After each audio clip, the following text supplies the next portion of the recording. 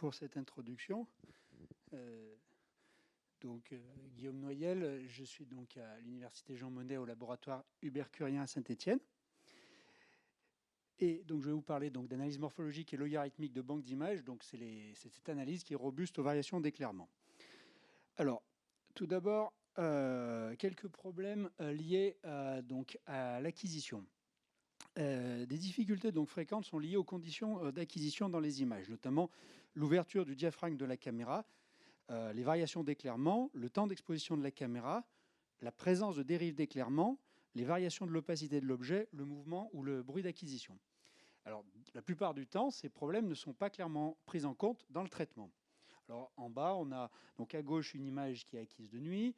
À droite, on a une image, un des bâtiments est bien éclairé et l'autre est mal éclairé. Et ici, c'est la photo d'un héron cendré sur une rivière dont les eaux sont grises. Donc, on a aussi un problème de contraste.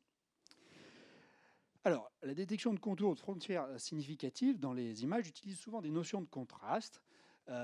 Et la segmentation d'images revient à associer des classes de pixels similaires. Ici, on va s'intéresser à la recherche de formes de référence dans une image. Ça nécessite souvent la comparaison entre deux images. C'est la notion mathématique de distance. Donc ici, on a une image couleur.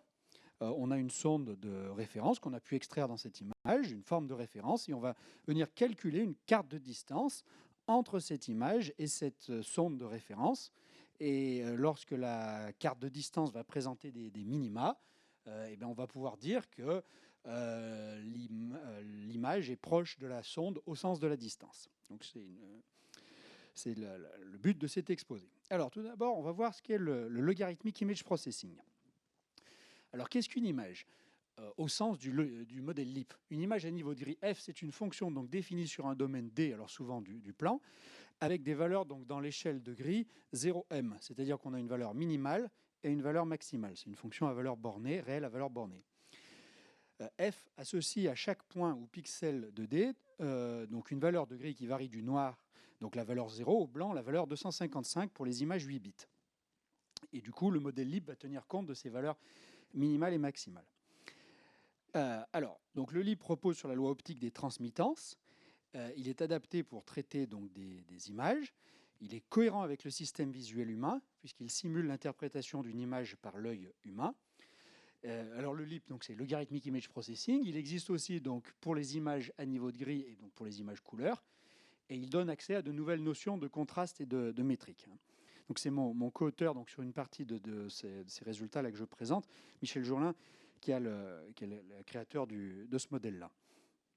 Alors, le modèle LIP, on a une source de lumière, donc avec un flux entrant qui passe à travers un médium semi-transparent et un flux sortant, IT, qui est acquis par une caméra, un capteur. Et la loi des transmittances nous dit que le flux sortant, TF au point X, c'est le rapport entre le flux entrant, entre le flux sortant, IT au point X, et le flux entrant, petit i au point X. Et TF de X, c'est la probabilité pour une particule de la source en X de passer à travers l'obstacle, générant l'image F. Alors l'addition de deux images F plus G, donc là si on superpose deux médiums semi-transparents, F et G, on va noter leur addition F plus avec un triangle G, qui correspond à la superposition des obstacles ou objets qui génèrent les images F et G. Et ce modèle est aussi valide pour les images acquises en lumière réfléchie, donc par réflexion. Alors, on a des bonnes propriétés donc, mathématiques et physiques. Donc la transmittance est liée au niveau de gris donc, par TF de X, c'est 1 moins F de X sur M. La loi des transmittances, donc de la somme de deux images, c'est-à-dire que lorsqu'on fait la superposition de médiums semi-transparents, c'est égal au produit de leur transmittance. Donc ça, c'est la loi des transmittances. Donc T de F plus G avec un triangle, c'est le produit des transmittances, point à point. Et des équations précédentes, on peut déduire une loi d'addition, F plus G avec un triangle, donc qui est F plus G moins un terme non linéaire, F fois G sur M, point à point. Et de l'équation précédente, on peut déduire la multiplication de F, LIP de F par un scalaire, alpha fois F, donc qui est la relation 4. Et des équations précédentes, on peut construire une fonction LIP négative, moins F, c'est moins F sur 1 moins F sur M, et ainsi que la loi de LIP différence F moins G, qui est F moins G sur 1 moins G sur M. Alors, donc ça, ça nous permet de construire, donc nous dire que l'ensemble des fonctions définies sur D à valeur dans moins l'infini et M, muni des lois plus et multipliées, c'est un espace vectoriel réel. Donc ça a de bonnes propriétés mathématiques. Et l'ensemble des images I, donc à valeur entre 0 et M, à valeur positive, et son cône positif. Alors, concrètement, qu'est-ce que l'on obtient? On a une image, si on la multiplie par un scalaire plus grand que 1, on va assombrir cette image. Donc 2 fois cette image, ça revient à assombrir en haut, et si on prend un scalaire plus petit que 1, on va l'éclaircir. Mais cet assombrissement ou cet éclaircissement suit une propriété physique intéressante, c'est-à-dire que la multiplication LIP d'une image f par un scalaire lambda est équivalente au changement d'opacité ou à la variation d'épaisseur de l'objet semi-transparent entre donc, la source et le capteur. Et si lambda est supérieur à 1, l'objet est épaissi, et si lambda appartient à 0,1, l'objet est aminci. C'est-à-dire que numériquement, on peut simuler des variations d'épaississement sur l'image. Alors maintenant, l'addition LIP et la soustraction LIP. Donc si on soustrait une constante positive, on éclaircit l'image. Si on ajoute une constante positive, on l'assombrit, de telle sorte que la soustraction LIP ou l'addition LIP d'une constante C d'une image est équivalente à l'augmentation ou la diminution du temps d'exposition de la caméra ou de l'intensité de la source. Donc là aussi, on a une propriété physique intéressante, c'est-à-dire que numériquement, on est capable de simuler l'effet d'une variation du temps d'exposition de la source, du temps d'exposition de la caméra ou de l'intensité de la source dans l'image. Alors, donc, les valeurs négatives moins f de l'image, avec f strictement positif, vont être des intensificateurs de lumière qui peuvent servir à compenser l'atténuation lumineuse qui est due à une variation du temps d'exposition ou de l'intensité de la source. Alors ici, on a une image initiale, donc on ne distingue pas très bien ce qu'il y a, elle a été acquise de nuit, on a très peu d'informations visuelles, et si on vient soustraire donc une constante, alors donc là c'est une image couleur, donc il y a une version couleur qui existe, mais on peut aussi le faire, la version la plus simple c'est canal par canal, composante par composante. On va améliorer cette image, et donc ici on voit apparaître donc un château sur cette image et plus de détails, ça devient beaucoup plus informatif. Alors, on a utilisé ces propriétés-là en couleur, de manière locale, pour améliorer notamment, donc ça c'est quelque chose que j'ai proposé, pour l'amélioration des images du fond d'œil, donc la correction des variations locales de contraste. Donc ici on a une image très peu contrastée venant d'une base de santé publique, donc qui a été acquise. On ne peut pas retoucher cette image, les conditions d'acquisition ont été données, elles ont été acquises il y a plusieurs années, on aimerait bien quand même l'exploiter un peu. Et donc en améliorant les contrastes, on est capable de faire apparaître quand même pas mal d'informations et de la rendre plus exploitable. Donc c'est des collaborations donc avec l'université de Swansea au Royaume-Uni et les hospices civils de Lyon. Et donc ça m'a amené à obtenir le projet européen Highlight donc dans Horizon 2020. Donc ça fait partie aujourd'hui du programme qu'on appelle EIC. Donc bien sûr, on a testé cette image non pas sur cette méthode sur une seule image, mais sur de nombreuses images. Voilà. Et donc ça a amélioré donc sensiblement, standardisé sensiblement le contraste dans les images. Et du coup, maintenant, on est intéressé pour voir l'impact que ça peut avoir dans le diagnostic donc d'une conséquence du diabète qui s'appelle la rétinopathie diabétique et que les ophtalmologistes diagnostiquent sur les images du fond d'œil. Alors maintenant, on va voir donc les métriques fonctionnelles d'Asplund. Alors, tout d'abord, les métriques d'Asplund ont été définies par M. Asplund, donc dans les années 60, entre deux formes binaires. On a deux ensembles A et B, deux formes binaires A et B, et la métrique d'Asplund entre A et B, ça revient à faire une double palpation de A par B, telle que mu B soit le plus grand homothétique de B qui soit inclus dans A, et lambda B soit le plus petit homothétique qui contienne A. Et donc la distance d'Asplund entre A et B, c'est le logarithme du rapport entre les facteurs d'homothétie lambda sur mu. Et cette métrique a la bonne propriété d'être insensible à l'agrandissement d'une forme par un facteur d'homothétie, ou de l'autre. Alors Michel Jourdain, mon co-auteur, a proposé une extension aux fonctions, c'est-à-dire aux images à niveau de grille, dans le cadre du modèle LIP, notamment en utilisant la loi LIP multiplicative et en faisant une double palpation d'une fonction f, ou d'une image f, par une autre image g, telle que lambda fois g au sens lip, soit la plus petite sonde majorante, et mu fois g soit la plus grande sonde minorante. Et la distance d'Asplund entre f et g, c'est le logarithme du rapport entre lambda et mu. Et cette métrique est insensible aux variations d'éclairement, alors modélisées par la loi Lipp multiplicative, c'est-à-dire celles qui correspondent à des variations d'épaisseur ou d'opacité de l'objet. Alors, si on note I étoile l'ensemble des images à niveau de gris, donc avec des valeurs strictement positives, donc si f et g sont deux images, on va en choisir une, donc par exemple g au hasard, comme fonction de palpation, et on va définir les deux nombres lambda et mu, tels que lambda fois g soit la plus petite sonde majorante en contact avec f par-dessus, et mu fois g la plus grande sonde minorante en contact avec f par-dessous. On effectue donc une double palpation de f par g. Alors, en fait, c'est une métrique. Donc, si les images f et g sont remplacées par leur classe d'équivalence, au sens mathématique, c'est-à-dire que f, la classe d'équivalence de f, c'est l'ensemble des images h telles qu'il existe une constante k positive, telle que k fois h soit égale à f. De même pour g. Alors, cette métrique a une propriété intéressante, c'est d'être invariante par multiplication Lipp par un scalaire. C'est-à-dire que la distance d'Asplund entre f et g, c'est la distance d'Asplund entre alpha fois f et g, pour tout alpha positif. Alors, la métrique d'Asplund, Lipp multiplicative, est donc insensible aux variations d'illumination qui sont modélisées par la loi Lipp multiplicative, c'est-à-dire celles qui vont correspondre à un changement d'opacité de l'objet. Et ça, c'est une propriété optique intéressante. Alors maintenant, on va étudier dans le cas Lipp additif, donc le cas similaire. Donc soit f bar m, l'ensemble des fonctions à valeur réelle dont les valeurs sont inférieures à m. Donc si f et g sont deux fonctions, on choisit g comme fonction de palpation, et on définit deux nombres C1 et C2, tels que C1 plus g soit la plus petite sonde majorante en contact avec f par-dessus, et C2 plus g, la plus grande sonde minorante en contact avec f par-dessous. Et c'est une métrique, là aussi, et donc la distance d'Asplund entre f et g, c'est la différence Lipp entre C1 et C2. Et c'est une métrique si les fonctions, là aussi, sont remplacées par leur classe d'équivalence. F+, c'est l'ensemble des fonctions h, tel qu'il existe une constante k, telle que h plus k soit égale à f. De même pour g.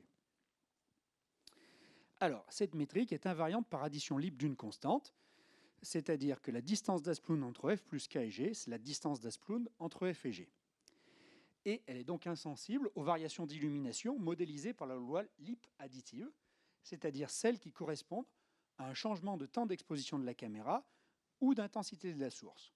Donc là aussi, il y a de bonnes propriétés optiques.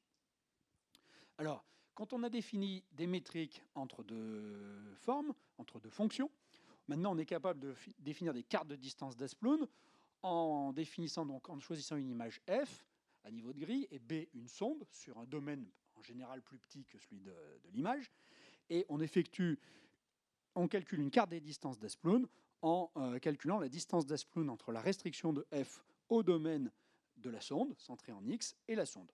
C'est-à-dire qu'on utilise une fenêtre glissante et on calcule la carte des distances d'Asplund sur la fenêtre glissante entre la sonde et l'image.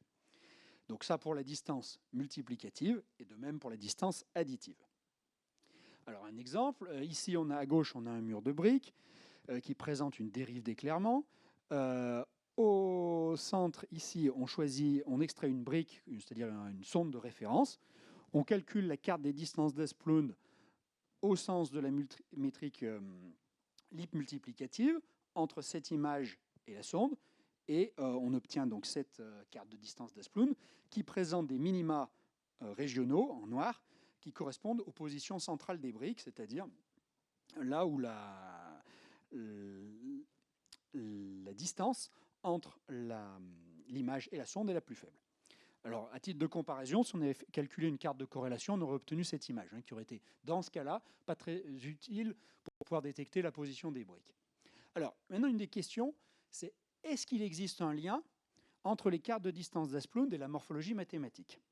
Et donc ça, c'est un travail que j'ai fait, et donc oui, il y en a un lien, et donc maintenant, je vais vous le montrer.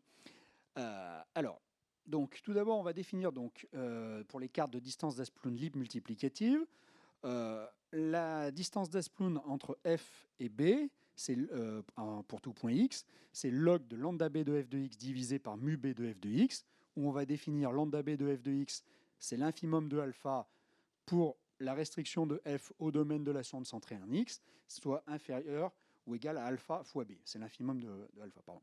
Et mu b, c'est le suprémum de alpha. C'est la même chose avec le suprémum.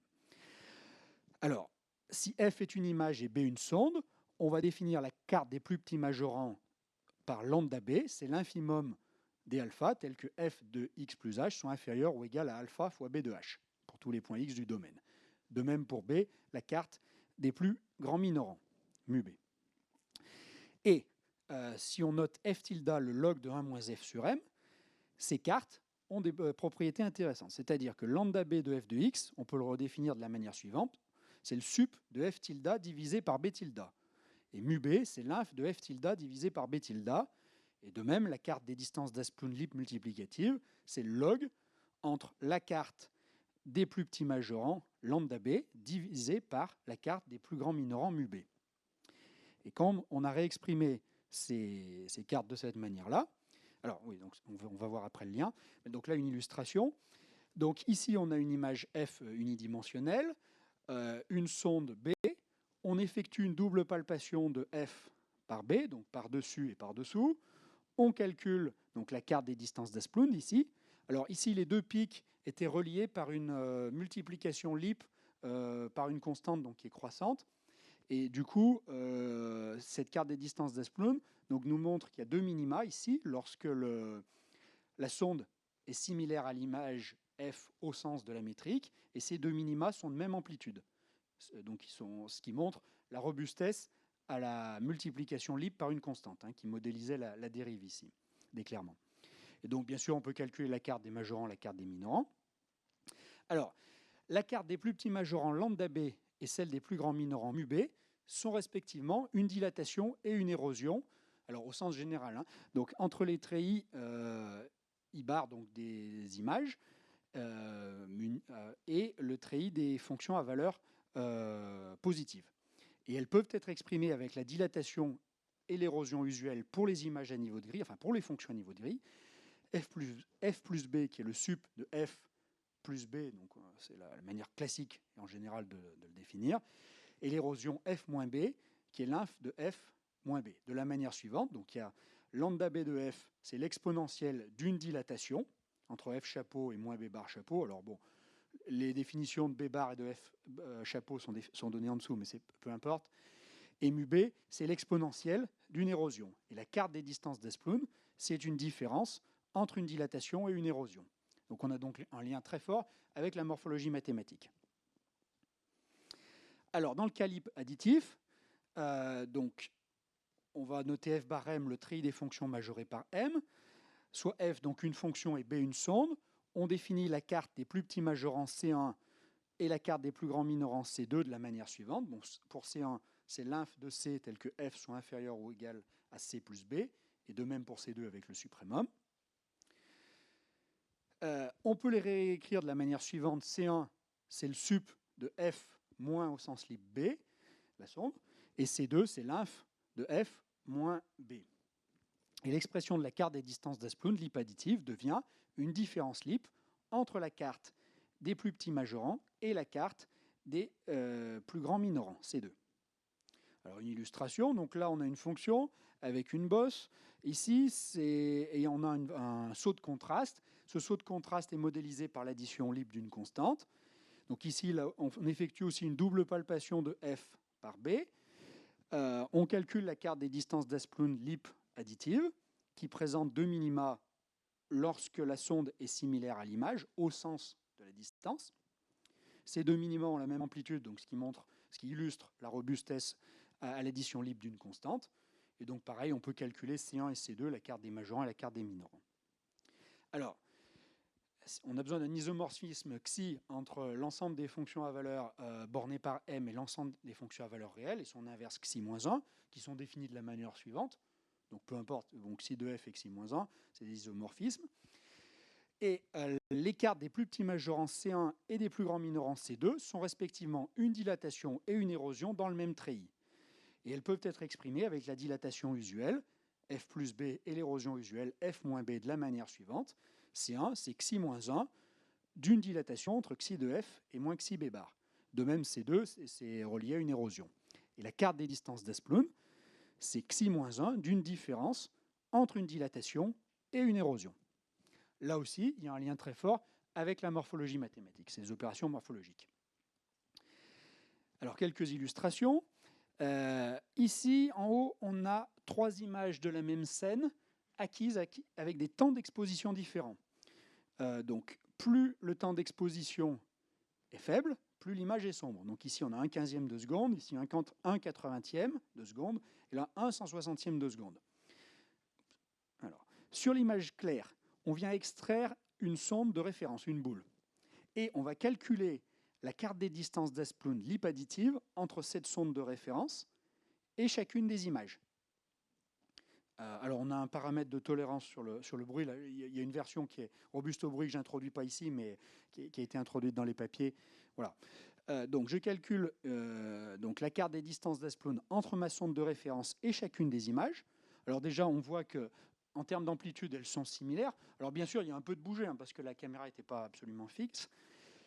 Et on est capable, donc, par extraction donc là, des minima régionaux, de venir retrouver sur les images assombries les boules, en fait, à partir d'une sonde extraite dans l'image claire.